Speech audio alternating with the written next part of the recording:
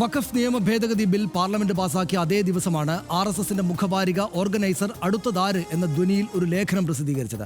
വഖഫ് അല്ല, കത്തോലിക്ക സഭയാണ് രാജ്യത്തെ ഏറ്റവും വലിയ സ്വത്തുക്കൾ കൈയടക്കി വെച്ചിരിക്കുന്നത് എന്നായിരുന്നു ആ ലേഖനത്തിൽ. ഇതിലേറെയും നിയമവിരുദ്ധ കയ്യേറ്റമാണ് എന്നാണ് ആരോപണം. മതപരിവർത്തനം നടത്തി തട്ടിയെടുത്തതാണ് എന്നാണ് RSSന്റെ ആക്ഷേപം.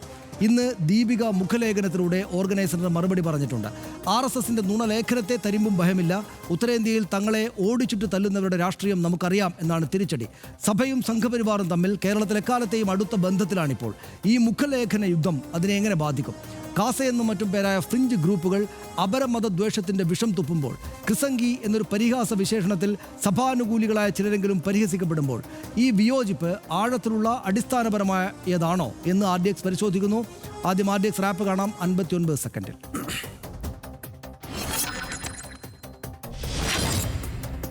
വഖഫ് ബിൽ പാർലമെന്റ് പാസാക്കിയതിന് തൊട്ടു പിന്നാലെയാണ് കത്തോലിക്ക സഭയെ ഉന്നമിട്ട് RSS മുഖമാസികയിലെ ലേഖനം. ഇന്ത്യയിലെ ഏറ്റവും വലിയ രണ്ടാമത്തെ ഭൂവുടമ കത്തോലിക്ക സഭ എന്നായിരുന്നു ആരോപണം. ഗവൺമെന്റ് ലാൻഡ് ഇൻഫർമേഷൻ 2021 ഫെബ്രുവരിയിലെ കണക്കനുസരിച്ച് വഖഫ് ബോർഡിനേക്കാൾ ഭൂമി കത്തോലിക്ക സഭയ്ക്കുണ്ടെന്ന് ഓർഗനൈസറിലെ ലേഖനത്തിൽ പറയുന്നു. ഇതിനെതിരെയാണ് സിറോ മലബാർ സഭ മുഖപത്രം ദീപികയുടെ എഡിറ്റോറിയൽ. സഭയുടെ ഭൂമി മതനിയമങ്ങളാൽ തട്ടിയെടുത്തതോ അനധികൃതമോ അല്ല. ഭൂമിയുടെ അളവ് സംബന്ധിച്ച് ഓർഗനൈസറിൽ പരാമർശിക്കുന്ന കണക്കുകൾ തെറ്റാണ്. RSSന് ഈ കണക്കുകൾ എവിടെ നിന്ന് കിട്ടിയതാണെന്നും ദീപിക എഡിറ്റോറിയലിൽ ചോദിക്കുന്നു. ഉത്തരേന്ത്യയിൽ ക്രൈസ്തവരെ ഓടിച്ചിട്ട് തല്ലുന്നവർ കേരളത്തിൽ സഹായിക്കുമെന്ന് പറയുന്നതിന്റെ രാഷ്ട്രീയം തിരിച്ചറിയാൻ സാധിക്കുമെന്നും ദീപിക പറയുന്നു. അതേസമയം ഇന്ത്യ സഖ്യത്തിനെതിരെയും എഡിറ്റോറിയലിൽ വിമർശനമുണ്ട്.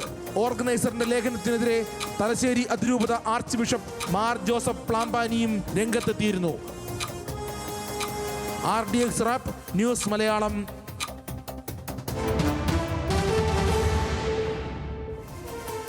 നമുക്ക് വിശദമായിട്ട് പരിശോധിക്കാം. എന്താണ് ഓർഗനൈസർ എന്നതടക്കമുള്ള കാര്യങ്ങൾ നമുക്ക് പരിശോധിക്കേണ്ടതുണ്ട്. എന്താണ് ഓർഗനൈസർ രാഷ്ട്രീയ സ്വയം സേവക് സംഘിന്റെ എന്ന് വെച്ചാൽ RSSന്റെ മുഖപത്രമാണ്. അതിലാണ് ലേഖനം വന്നത്. 1947 ഇന്ത്യ വിഭജനത്തിന് മുമ്പ് തന്നെ ഓർഗനൈസർ എന്ന RSSന്റെ മുഖപത്രം ആരംഭിച്ചിട്ടുണ്ട്.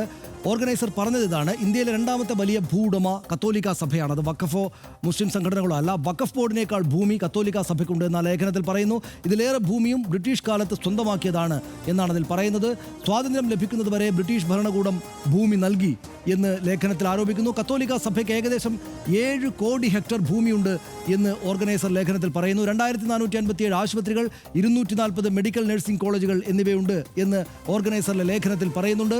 28 general college, 5 engineering college, 3765 secondary സ്കൂളുകൾ എന്നിവയുണ്ട് എന്നാണ് ഓർഗനൈസർ ആ ലേഖനത്തിൽ പറയുന്നത്. കത്തോലിക്ക സഭയ്ക്ക് 7319 പ്രൈമറി സ്കൂളുകൾ, 3000-ഓളം മറ്റ് സംവിധാനങ്ങളുണ്ട്. കത്തോലിക്ക സഭ റിയൽ എസ്റ്റേറ്റ് മേഖലയിലെ പ്രധാനപ്പെട്ട പങ്കാളിയാണ് എന്ന ആക്ഷേപവും കൂടെ ലേഖനത്തിനകത്തുണ്ട്. ലേഖനം എഴുതിയത് ശശാങ്ക് കുമാർ ദ്വിവേദി എന്ന RSS പ്രവർത്തകനാണ്. ആ ലേഖനം എഴുതിയിരിക്കുന്നത്. മതപരിവർത്തന ആരോപണം അതിനകത്തുണ്ട്. പിന്നാക്കക്കാരെ സൗജന്യം നൽകി ആകർഷിക്കും എന്ന് ലേഖനത്തിൽ പറയുന്നു. പിന്നീട് ക്രിസ്തുമതത്തിലേക്ക് പരിവർത്തനം ചെയ്യിക്കും എന്ന അവരുടെ ആക്ഷേപം ഇതിനകത്തുമുണ്ട്. ഇവരുടെ സ്വത്ത് സമ്മർദ്ദത്തിലൂടെ സ്വന്തമാക്കും എന്ന ഒരു പുതിയ പോയിന്റ് കൂടെ ഈ ലേഖനത്തിലുണ്ട്. ഗോത്രവർഗ ഭൂമികൾ ഉൾപ്പെടെ സഭ കൈയടക്കി വെച്ചിരിക്കുകയാണ് എന്ന അതിഗുരുതരമായ ആക്ഷേപവും പിന്നീട് പിൻവലിക്കപ്പെട്ട ആ ലേഖനത്തിലുണ്ട്. ലേഖനത്തിനെതിരെ പ്രതിപക്ഷം വന്നു. RSSന്റെ അടുത്ത ലക്ഷ്യം ക്രിസ്ത്യാനികളാണെന്ന് രാഹുൽ ഗാന്ധി പ്രസ്താവന നടത്താൻ ഇത് കാരണമായി. പുറത്തു വന്നത് RSSന്റെ യഥാർത്ഥ മനസ്സിലിരിപ്പാണ് എന്ന് പിണറായി വിജയൻ പ്രസ്താവനയിൽ പറഞ്ഞു. ന്യൂനപക്ഷ വിഭാഗങ്ങളെ പടിപടിയായി തകർക്കാനുള്ള പദ്ധതിയുടെ ഭാഗമാണ് എന്ന് പ്രതിപക്ഷ നേതാക്കൾ ആരോപിച്ചു. ചർച്ച് ബില്ല് കൊണ്ടുവരാനുള്ള നീക്കമാണെന്നായിരുന്നു VD സതീശന്റെ പ്രതികരണം. ലേഖനത്തിനെതിരെ അതിരൂക്ഷമായ വിമർശനം വന്നു. അതോടെ അവർ പിൻവലിച്ചു. അത് വിവാദമായതോടെ ലേഖനം ഓർഗനൈസർ പിൻവലിച്ചു. അത് പിൻവലിച്ചല്ലോ എന്ന് BJP നേതാക്കൾ പറയുകയും ചെയ്തു. ഏപ്രിൽ 3 ലേഖനം മുമ്പ് എഴുതിയതാണ് എന്ന് ന്യായീകരിക്കുകയാണ് BJP RSS നേതാക്കൾ ചെയ്തത്. വഖഫ് ബിൽ സാഹചര്യത്തിൽ വീണ്ടും പ്രസിദ്ധീകരിച്ചത് മാത്രമേ ഉള്ളൂ എന്നാണ് അവർ പറഞ്ഞത്. ഇതാണ് അതിൻ്റെ വിശദാംശങ്ങൾ. ഹർഷൻ, നമുക്കറിയാം ഇത് ദീപിക ഇതേക്കുറിച്ച് ലേഖനം എഴുതിയിട്ടുണ്ട്. പിന്നീട് രാജീവ് ചന്ദ്രശേഖർ തന്നെയും വന്നിട്ട് ഞങ്ങളത് പിൻവലിച്ചല്ലോ, ഞങ്ങൾക്ക് എതിരഭിപ്രായമുള്ളത് കൊണ്ടാണല്ലോ പിൻവലിച്ചത് എന്ന പ്രസ്താവന നടത്തുകയും ചെയ്തു. എങ്ങനെ കാണണം ഇതിനെ? ഈ ക്രൈസ്തവ സഭയുടെ, പ്രത്യേകിച്ച് കത്തോലിക്ക സഭയുടെ കൈവശമുള്ള ഭൂമിയെക്കുറിച്ച് പലതരം ഊഹാപോഹങ്ങളും നിലവിലുണ്ട്. കൃത്യമായി അതിൻ്റെ ഒരു കണക്കൊന്നും ലഭ്യമല്ല. പക്ഷേ കോടിക്കണക്കിന് ഏക്കറിൻ്റെ ഒരു കണക്കാണ് ഇന്ത്യയിലെമ്പാടും അതേക്കുറിച്ച് പ്രചാരത്തിലുള്ളത്. അത് പ്രത്യേകിച്ച് ഇപ്പം മുനമ്പം വിഷയവുമായി ബന്ധപ്പെട്ട ചർച്ചകൾ മുന്നോട്ട് വന്നപ്പോൾ ഈ മുസ്ലിം സംഘടനകൾ തന്നെ ഈ കണക്ക് മുന്നോട്ട് വച്ചിരുന്നു ഒരു ഘട്ടത്തിൽ. കാരണം ഈ വഖഫ് ഭൂമിയല്ല കൂടുതലുള്ളത്, ക്രൈസ്തവ സംഘടനകൾക്ക് അല്ലെങ്കിൽ കത്തോലിക്ക സഭയ്ക്കാണ് ഏറ്റവും അധികം ഭൂമി ഉള്ളത് എന്നത്. ചില കണക്കുകൾ പരിശോധിച്ചാൽ, പുറത്തു വന്ന കണക്കുകൾ പരിശോധിച്ചാൽ അതിൽ വാസ്തവമുണ്ട്. അതായത് ഏതാണ്ട് 6 ലക്ഷം ഏക്കർ വഖഫ് ഭൂമി ഉണ്ടെങ്കിൽ അതിനപ്പുറത്ത് ഒരു 5-8 ലക്ഷം ഏക്കർ ഭൂമി കത്തോലിക്ക സഭയ്ക്കുമുണ്ട്.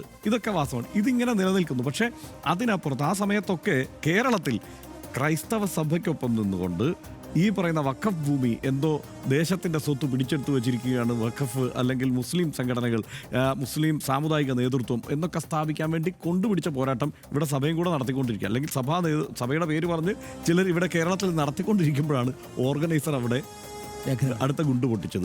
കാരണം ഇവിടെ സഭാ നേതൃത്വവും അല്ലെങ്കിൽ സഭയ്ക്കൊപ്പം നിൽക്കുന്നത് ഈ കീസ സംഘടനകളും ഒക്കെ ആവേശത്തോടെ ഈ മുസ്ലിം സമുദായ നേതൃത്വത്തിനെതിരെ അല്ലെങ്കിൽ ഈ വഖഫിനെതിരെ ശക്തമായ വാദങ്ങളൊക്കെ ഉന്നയിച്ചുകൊണ്ടിരിക്കുമ്പോൾ അവിടെ ഓർഗനൈസർ അതിന് ചരിത്രപരമായ അവരുടെ ദൗത്യം തന്നെയാണ് അവിടെ നിർവഹിച്ചിരിക്കുന്നത്. കാരണം ആ സംഘടനയുടെ രൂപീകരണ ലക്ഷ്യങ്ങളിൽ ഒരു പ്രധാനപ്പെട്ട സംഗതി എന്ന് പറയുന്നത് ക്രൈസ്തവരെ കൂടി എതിർക്കാനാണല്ലോ.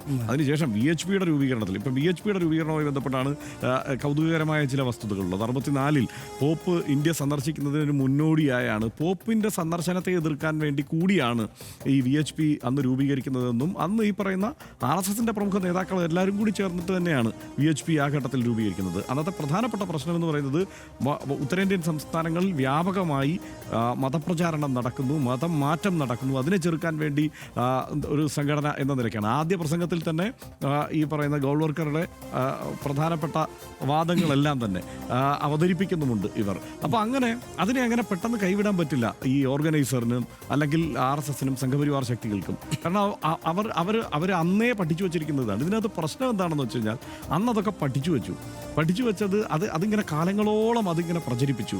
അപ്പോൾ അണികളുടെ മസ്തിഷ്കത്തിൽ ഇതാണ് പ്രധാനമായും നിലനിൽക്കുന്നത്. നമ്മുടെ ശത്രുക്കളിൽ പ്രധാനികളിൽ പെടുന്നവർ തന്നെയാണ് ക്രൈസ്തവർ എന്നത് തലച്ചോറിലുണ്ട്. പക്ഷേ അപ്പോൾ അതിനനുസരിച്ചുള്ള ലേഖനങ്ങളൊക്കെ വരും. പക്ഷേ ഇത് എപ്പോൾ പ്രസിദ്ധീകരിക്കണം, എവിടെ പ്രസിദ്ധീകരിക്കണം എന്നുള്ള കാര്യത്തിലാണ് പ്രശ്നം. അതിങ്ങനെ ഈ പറഞ്ഞ പാങ്ങില്ലാത്ത നേരത്ത് ഇത് പ്രസിദ്ധീകരിക്കുകയും അത് കുഴപ്പത്തിലാകുകയും ചെയ്യണം. കാരണം കേരളത്തിൽ വ്യത്യസ്തമായ ഒരു സാഹചര്യം ഉണ്ടാക്കിയെടുക്കാൻ വേണ്ടിയിട്ടുള്ള കഠിന ശ്രമമാണ് RSS നടത്തുന്നത്. അതിൽ ഏറ്റവും രസകരമായ ഒരു കാര്യം പറയാം സനീഷേ, അതായത് കേരളത്തിലെ ക്രൈസ്തവർ കത്തോലിക്കരാണല്ലോ.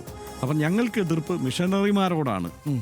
ഇത് കത്തോലിക്കരോട് ഞങ്ങൾക്ക് ആ നിലയ്ക്കുള്ള ഒരു എതിർപ്പൊന്നുമില്ല. മാത്രമല്ല ഇതിൻ്റെ ചരിത്രപരമായ ഒരു സാഹചര്യമൊക്കെ RSSന്റെ ആദ്യ ചരിത്രം പരിശോധിച്ചാൽ ഈ മൂഞ്ചെ അവിടെ മുസോളിനിയുടെ അടുത്ത് പോയി ഈ ക്രൈസ്തവ തീവ്രവാദത്തിൽ നിന്ന് അല്ലെങ്കിൽ എക്സ്ട്രീമിസത്തിൽ നിന്ന് പഠിച്ചെടുത്ത കാര്യങ്ങൾ കൊണ്ടുവന്ന് നടപ്പാക്കിക്കൊണ്ടാണല്ലോ RSSന്റെ രൂപീകരണം തന്നെ ഇവിടെ സംഭവിക്കുന്നത്. അതുകൊണ്ട് ആശയപരമായി ഞങ്ങൾക്കിടയിൽ ഒരു പ്രശ്നമില്ല എന്ന് കേരളത്തിൽ സ്ഥാപിക്കാൻ, അതായത് ആശയപരമായി തന്നെ അങ്ങനെ സ്ഥാപിക്കാൻ ശ്രമിച്ചുകൊണ്ടിരിക്കുമ്പോഴാണ് അപ്പുറത്ത് ഈ പ്രശ്നങ്ങൾ ഉണ്ടാവുന്നത്, അല്ലെങ്കിൽ ഓർഗനൈസറിൽ ഇത് വരുന്നത്. അതുകൊണ്ട് സംഭവിച്ചത് എന്താണെന്ന് വെച്ച് കഴിഞ്ഞാൽ സഭാ നേതൃത്വം തന്നെ ആവർത്തിച്ച് ഇതിനെതിരെ രംഗത്തിറങ്ങേണ്ടി വന്നു. ബിഷപ്പുമാർക്ക് രംഗത്തിറങ്ങേണ്ടി വരുന്നു. ദീപികയ്ക്ക് ഇപ്പോൾ എഡിറ്റോറിയൽ എഴുതേണ്ടി വരുന്നു എന്നുള്ളതാണ്. അതുകൊണ്ട് ഈ നീലക്കുറുക്കൻ എന്ന് പറയുന്നത് പോലെ ഈ ഒരൊറ്റ മഴയത്ത് ഇതിൻ്റെ ആ കളർ ഇളകിപ്പോയി എന്നുള്ളതാണ് പ്രശ്നം. അതിനകത്തൊരു കാര്യം പറയാം, അതായത് ഇപ്പോൾ ഏതെങ്കിലും RSSനോട് ഞാൻ ചോദിച്ചാൽ ഇതേ അഭിപ്രായം തന്നെ അദ്ദേഹത്തിന് ഉണ്ടാവുക അല്ലേ?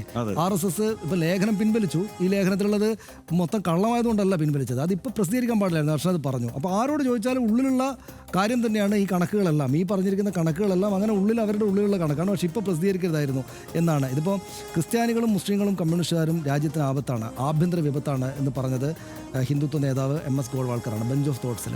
അപ്പോൾ അത് അവരുടെ ബേസിക് ആയിട്ടുള്ള ഐഡിയ ആണ്. അതായത് ഈ RSSകാർ എന്ന് വെച്ചാൽ ഞങ്ങൾ അല്ലാതെ മറ്റാരും ഇല്ല. ക്രിസ്ത്യാനികൾ ഇവിടുത്തെ ഇപ്പോൾ ആഭ്യന്തര ശത്രുക്കളാണ്, മുസ്ലിങ്ങൾ ആഭ്യന്തര ശത്രുക്കളാണ്, കമ്മ്യൂണിസ്റ്റുകാരും ആഭ്യന്തര ശത്രുക്കൾ. പിന്നെ ആരാണ് ബാക്കിയുള്ള? ഞങ്ങൾ RSSകാരും സംഘപരിവാരത്തിലെ ആളുകളും മാത്രമാണ് യഥാർത്ഥ ഭാരതീയരെന്നാണ് പറയുന്നത്. യഥാർത്ഥത്തിൽ എനിക്ക് ഈ ലേഖനം കണ്ടപ്പോൾ ക്രൈസ്തവ സഭയ്ക്ക് ഇന്ത്യ മഹാരാജ്യത്ത് ഭൂസ്വത്തുണ്ടായാൽ എന്താ പ്രശ്നം എന്ന് തിരിച്ചു ചോദിക്കുന്നില്ലോ ഇവരെന്നാണ്. അത് ഉണ്ട്, ഞങ്ങൾക്ക് ഭൂസ്വത്തുണ്ട്, എന്താ പ്രശ്നം എന്നെന്താ സഭ ചോദിക്കാത്തത്? ഇതിനകത്ത് ജീവിക്കുന്ന മനുഷ്യർ കുറേ ആളുകൾ ക്രിസ്ത്യാനികളായിട്ടും ജീവിക്കുന്നു, അവർക്ക് ക്രൈസ്തവ സഭയുണ്ട്, അവർ ലീഗലി വാങ്ങിച്ചു വെച്ചിരിക്കുന്ന ഭൂമി പല വഴിക്ക് എല്ലാവർക്കും കാലങ്ങളായിട്ട് കൈമാറിയിട്ടല്ലേ കിട്ടിയിരിക്കുന്നത്. ബ്രിട്ടീഷ് കാലത്ത് കയ്യിരിക്കുന്ന ആളുകളുണ്ട്. അപ്പോൾ ഈ ഭൂമി കൈവശം വെച്ചാൽ എന്താ കുഴപ്പം എന്ന് ഈ പള്ളിയിലച്ചന്മാർ ചോദിക്കാത്ത എന്താണ്? അവർക്ക് ചോദിക്കാൻ വയ്യ. അത് ദീപികയുടെ ഈ മുഖലേഖനത്തിൽ, ഇപ്പോഴത്തെ ലേഖനത്തിലും ഞങ്ങൾ ഭൂസ്വത്ത് കൈവശം വെച്ചാൽ എന്താണ്, എനിക്കും ഹർഷനും ഒക്കെ ഭൂമി വാങ്ങാമെങ്കിൽ, കത്തോലിക്ക സഭ നിയമപരമായിട്ട് പ്രവർത്തിക്കുന്ന ഒരു സംവിധാനമാണെങ്കിൽ ഭൂമി വാങ്ങിയാൽ എന്താ കുഴപ്പം എന്ന് ചോദിക്കാൻ എന്താണ് കുഴപ്പം? സ്ഥാപനങ്ങൾ, അവർക്ക് ചർച്ചുകളുണ്ട്, അവർക്ക് വിദ്യാഭ്യാസ സ്ഥാപനങ്ങളുണ്ട്, കലാലയങ്ങളുണ്ട്, എന്താ കുഴപ്പം? അതായത് RSS പറയുകയാണ് ഞങ്ങളൊഴികെ BJP ക്രിസ്ത്യാനികളും മുസ്ലിങ്ങളും കമ്മ്യൂണിസ്റ്റുകാരെല്ലാം കുഴപ്പക്കാരാണ് എന്ന്. അത് അവർ പറയുന്നതല്ലേ. ഞങ്ങൾ കൂടെ ചേർന്നാണ് ഭാരതീയർ, ഇന്ത്യൻ ജനത ഞങ്ങൾക്ക് ഇവിടെ ഭൂസ്വത്തുമായിട്ട് ജീവിക്കാൻ അവകാശമുണ്ടെന്ന് കൂളായിട്ട് പറഞ്ഞാൽ തീരുന്ന കേസിനാണ് ആ കാര്യം പറയാതെ ബാക്കിയുള്ള കാര്യങ്ങളെല്ലാം പറയുന്നത്. രാഷ്ട്രീയമാണ് മൊത്തം. 2014 ശേഷം 600-ലധികം ആക്രമണങ്ങളാണ് ഇന്ത്യയിൽ ക്രൈസ്തവർക്ക് നേരെ ഉണ്ടായിട്ടുള്ളത്. ഒഡീഷയിലും മധ്യപ്രദേശിലും കർണാടകത്തിലും ഉത്തർപ്രദേശിലും ഛത്തീസ്ഗഡിലുമൊക്കെ വിശ്വ ഹിന്ദു പരിഷത്തും ബജ്രംഗ് ദളും RSSഉം ക്രൈസ്തവ സമൂഹത്തെ നിരന്തരം ഉന്നമിടുമ്പോഴും കേരളത്തിലേക്ക് നോക്കുമ്പോൾ ഓർഗനൈസറിൽ പോലും തിരുത്താൻ RSS തയ്യാറാകുന്നതിന് കാരണം തെരഞ്ഞെടുപ്പ് രാഷ്ട്രീയം മാത്രമാണ്.